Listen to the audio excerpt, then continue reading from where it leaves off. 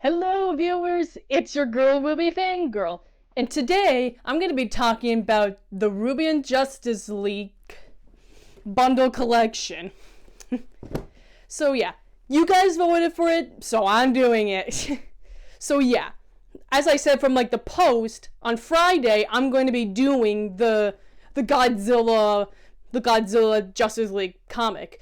But for now, we have to do this first. So yeah, I'm gonna say this a lot during this video. These books and the movies are not related, so don't really pay attention to continuity and stuff like that.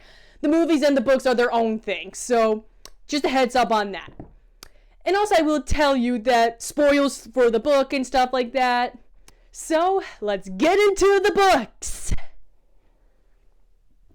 Alright, let's get started with the first book that came out of the Justice League 2 books. And that's, of course, the Rwby and Justice League. I don't know how long this came out, but I do know this came out, a long while back. During, the time when Rwby was probably getting popular or something. But I do like this cover right here, but I'm just not really a big fan of, some of, these facial designs. I don't know why. I don't get comic fashion. And here's, the back here with the Justice League and Team Rwby fighting against Starto, which is, of course, the main villain of this. So, let's flip to some pages and I'll show you some stuff that I do like about the comic.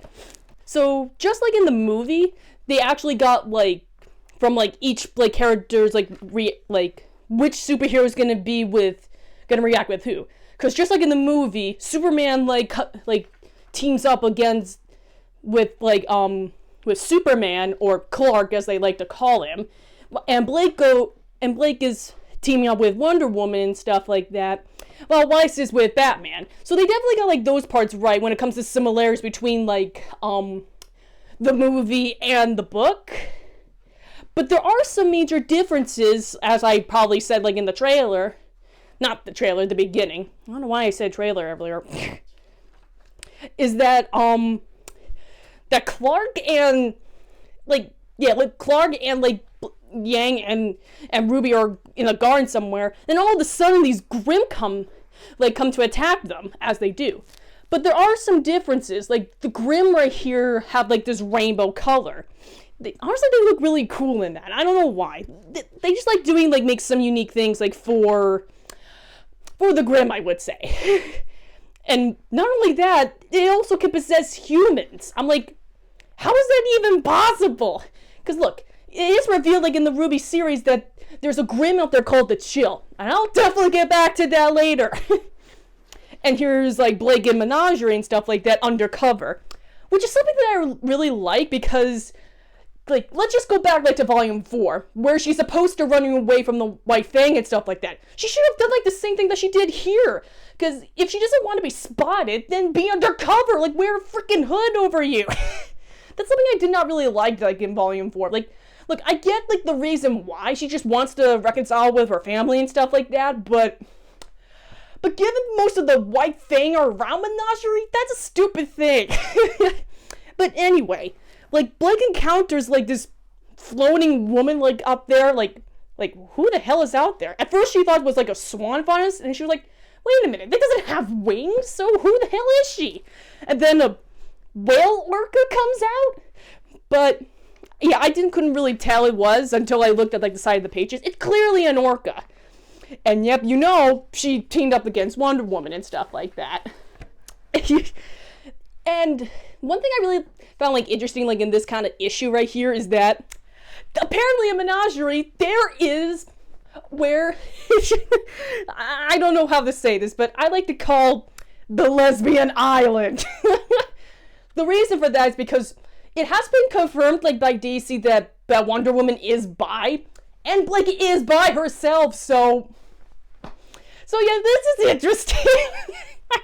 And also, one thing I found difference between the book and the movie is that while the others were born, she was made. So basically, yeah, Wonder Woman in this universe, in the book verse I should say, because it's different from the movie, is basically Penny. Well, that's frickin' stupid. But, whatever.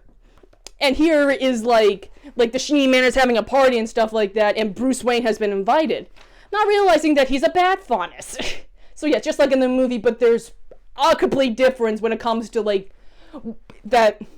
when it comes to like the animal part of the body. So yeah, crazy ensues. They head back to Beacon and stuff like that. They have a plan and stuff like that. Yeah, I'm just going with the flow with the book and stuff like that. So, and they meet up with other characters, and they realize that Team Juniper is also being possessed or mind controlled. Well, crap. And they all realize that all of these have one thing in common: possessed humans, animals, and Grimm. So yeah, this is a pretty big deal. And they go up near like where one of the Sheen dust companies and find Cyborg there. And then he realizes that Weiss is the daughter of Jock, and he is freaking pissed. But don't worry, Weiss eventually stops the fight and stuff like that. Like, look, I'm not like my father, okay? And they manage like to get out of there. And it is revealed like a little bit about Cyborg's backstory. Like he went up like on the rocket ship, like probably doing like NASA stuff or like that. Then the ship exploded, and then a green light came to save him and stuff like that. So yeah, that's pretty interesting. Oh, this one. Oh god, this one made me like go crazy, like this issue right here. Because while like Superman and Blake and Yang like are like talking to each other and stuff like that, you know, classic Bumblebee stuff, and Superman being the wingman, like, I'm like, okay. All of a sudden Aquaman appears and just tries to drown like Yang because she's a human. So yeah, he has a beef between humans. And then they fight off against like these monsters. And then the only way for Aquaman to listen is that she reveals that she's a faunus, because she was hiding like her cat ears and stuff like that.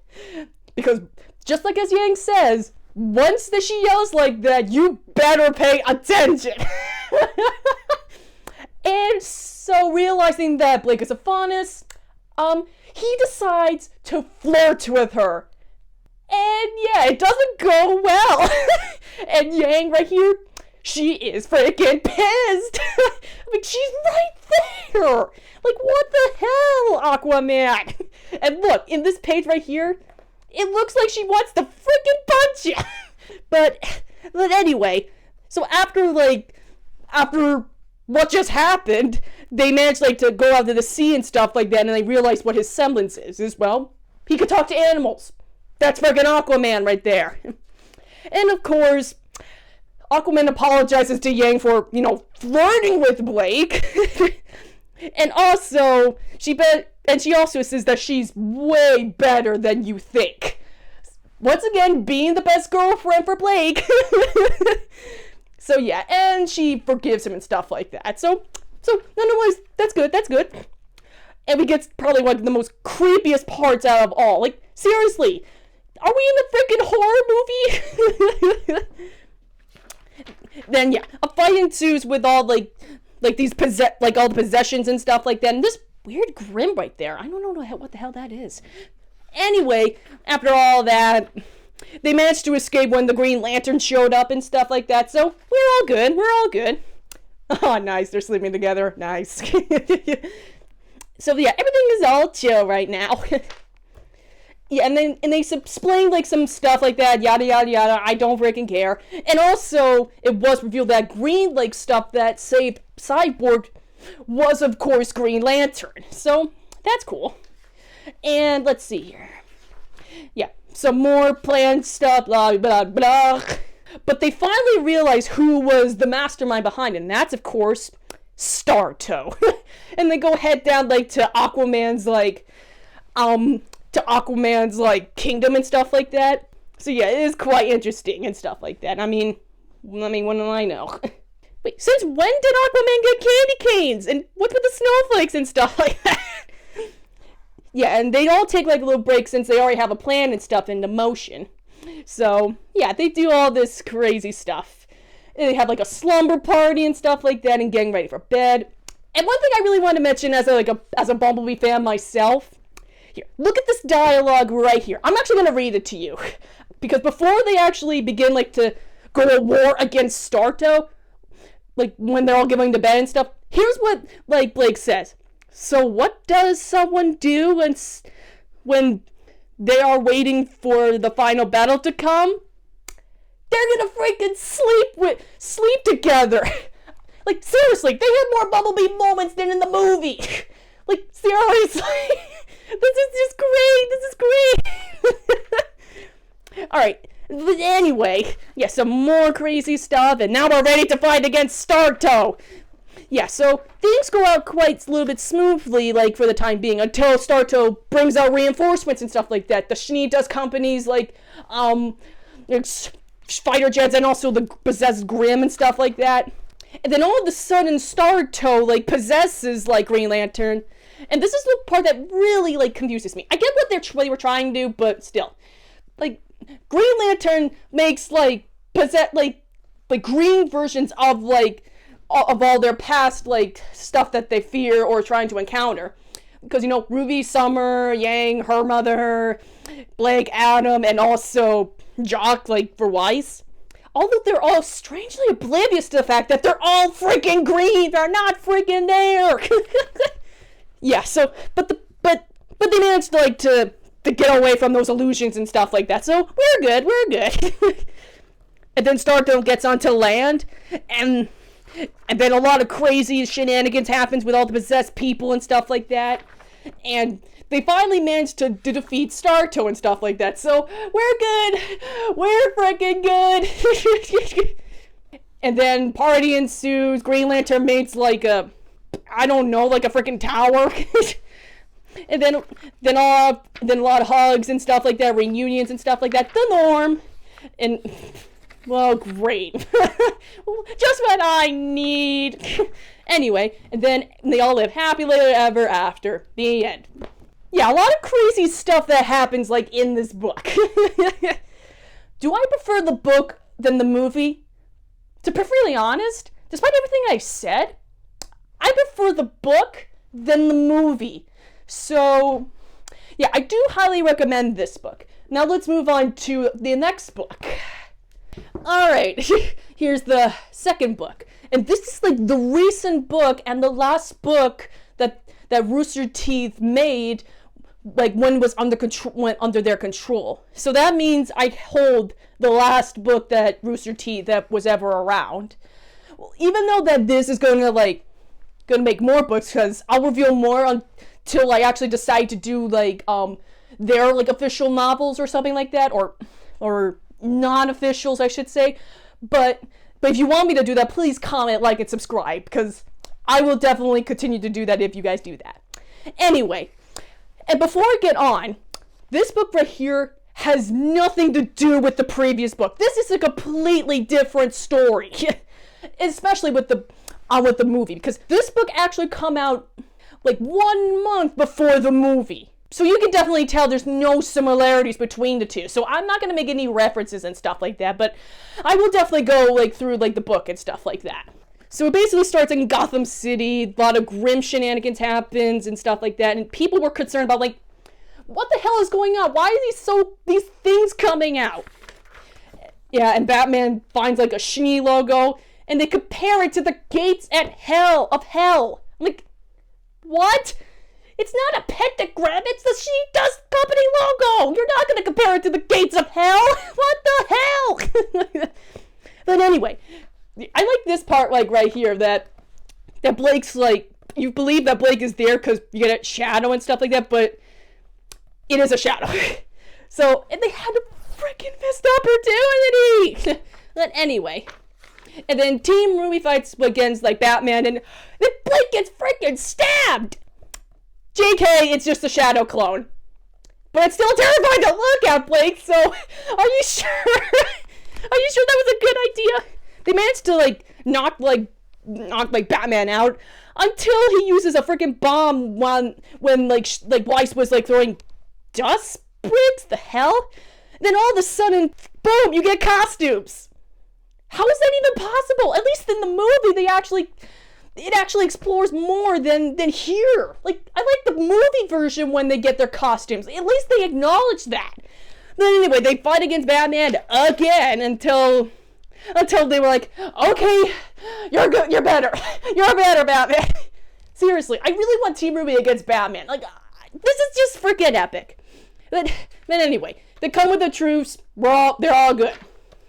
They actually make it to the Batcave and stuff like that. And it's all chill and stuff. And they meet Nightwing and Batwoman and Batgirl and stuff like that. And then Catwoman shows up, and it was revealed that Blake and Yang were the ones that, released her. Okay, that's quite funny.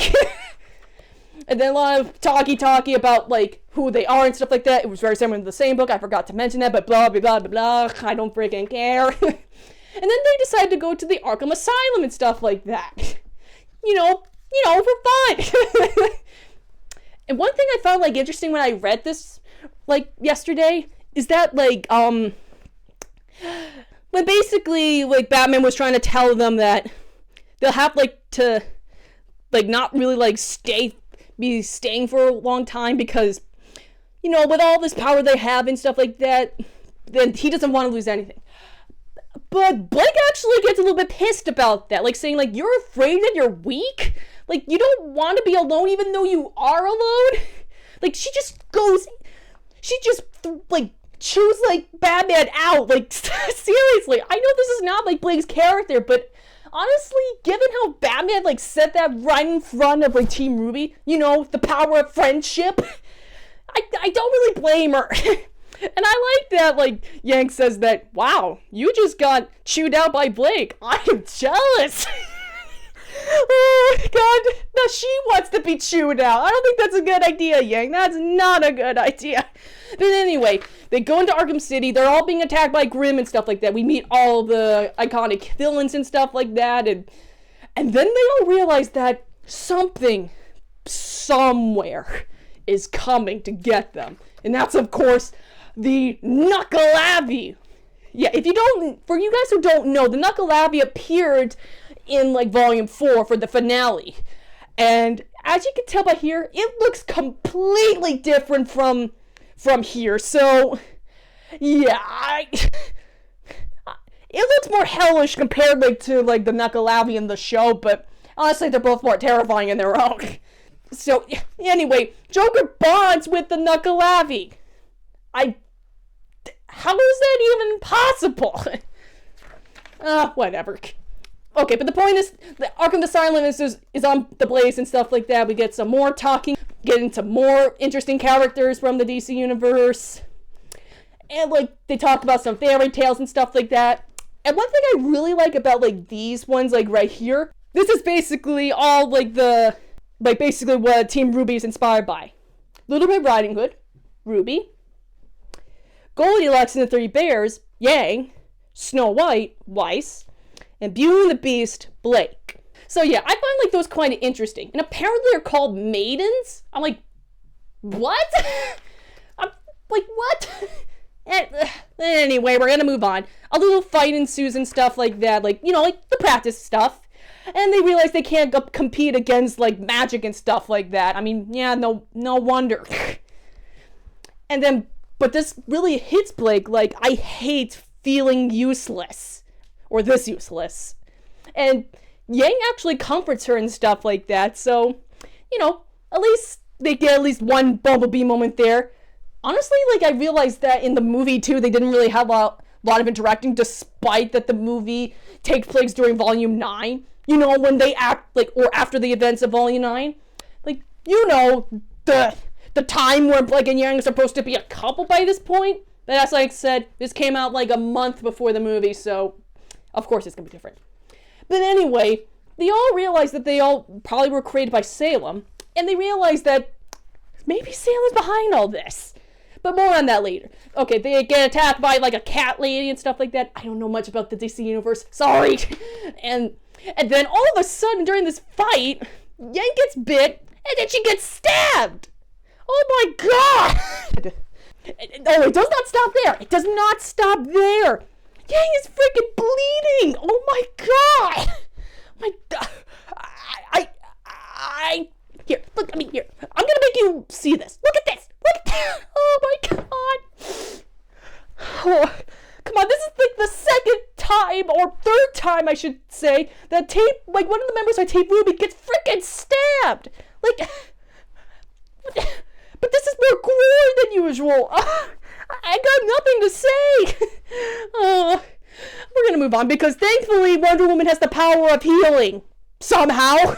But anyway, but the good thing is that Yang's okay. She's fine and stuff like that. She's fine. Anymore, more attack from the cat girl and stuff like that, and that stuff. And then they managed to lasso her with the lasso of truth and stuff like that. So we good. And she reviews truth stuff. I don't give a crap. And they all get attacked by what the hell that is. It better not be some, that kind of stuff, but they all get trapped by Metropolis and stuff like that and realize it's Superman. And then they meet with Lex Luthor and stuff like that. And I just realized it's him. It was him that brought them there. Why did he do it? To reveal what really happened. That he made a deal with Salem. Lex Luthor, the smart genius guy who always works alone, made a deal with the frickin' Miss Satanist herself. What the hell? Lex Luthor, you're supposed to be smarter than that. Remember what I said about, the chill earlier? Yeah, it actually happens in this story. Because, for those who don't know, because this actually is a reference to, a story in the fairy tales of Remnant. The chill is basically a Grimm that can possess humans, just like what the Geist Grimm will do with possessing objects. So this Grimm, the chill, possesses friggin' humans! And yeah, given that it is canon that this thing is real, I'm freaking terrified! Although we don't really see what the chill looks like, but it does give us here, hold on, let me just find it so I can give you a little example. Oh yeah, so here's what how it supposed to represent, a freaking lightning and stuff like that. So we don't technically see the body, so given it might be related to a virus or something like that, I don't know, but I got nothing, because the chill is just freaking terrifying on its own. So moving on. And they go back to Fortress of Solitude and stuff like that to bring Team Rwby somewhere. I don't know why they need to do that, but whatever. And then they go back to where Lex Luthor is to fight off against him. And one thing I realized in this one right here, that's Yang and Blake. And then I realized that all of these people here are from other universes of Team Rwby. So yeah, apparently there are more universe of Team Rwby. I mean, look, it's very similar to the Spider-Verse and Spider-Man. It makes more sense. Yeah, because all of them are really unique, and one of Blake's incarnations can do the Kamehameha, that Dragon Ball Z stuff. And they all managed to defeat Lex Luthor and stuff like that. Great! And they head back to the destroyed Arkham Asylum, where the Knuckle is. And they wander around and stuff like that. And then they all kind of realize something. That they're all being attacked by Grimm. And then the chill returns, possessing Nightwing and Batgirl. Oh god, my fears are getting the best of me. and they managed to knock them out and stuff like that. And once again, they got up and stuff like that, and knock him out again and they all rehabilitated by Alfred and stuff like that. Apparently, he has a semblance too. And then Blake realizes that Batman is becoming evil. Because they explain, or maybe the possessed version of the possessed version of Batman is basically that he made I think he probably made a deal or something like that, against the Knucklelavia, and now he's being possessed by the Grimm. I don't remember the Knucklelavia doing possessing stuff. Yeah, so it doesn't work. They all fall into hell and stuff like that. And they all realize that those four maidens, it's them. They're the fairy tales. They're the maidens. And they realize that Batman was the one that needs to be saved, or the quote-unquote villain. So, yeah, they have to, break his curse and stuff like that. So they fight off against like Batman and stuff like that to knock him out and stuff. And they managed to do that. And now the Knuckleavi is out of there. Okay, that's one good thing. So they fight up against the Knuckleavi and stuff like that. And like, I swear, like, this version looks like the Headless Horseman from the terrifying Disney movie. I swear to God. But anyway, the Knuckleavi beats the absolute crap out of Rwby. How dare you? And also Batman, no! Like, he almost looks like he's getting, like, possessed by, like, the chill and stuff like that. And then, Batman gets impaled, then Rwby gets impaled. No! Oh, what? Come on! Like, what is wrong with this comic? It is getting quite dark. But anyway, they all reconcile and stuff like that. The Knuckleavi is defeated. Joker's out of there. Wonder Woman heals both of them. Yeah, and all good troops. They all say goodbye to all the heroes and stuff like that. They all learned something. And Team Rwby makes it back to their home, like back to Remnant and stuff like that. And everything is all good and live happily ever after. So yeah, as like I said before, those are the freaking comics. And do I prefer like this one over the movie? Honestly, I can't really decide. They're both quite interesting. Because I like the second movie compared to the first one, so I think that's the reason why. But enough of that. Let's get back to me. What a journey that was. Now that is done. Now it's time for me to do the Godzilla and Justice League. I will see you guys on Friday.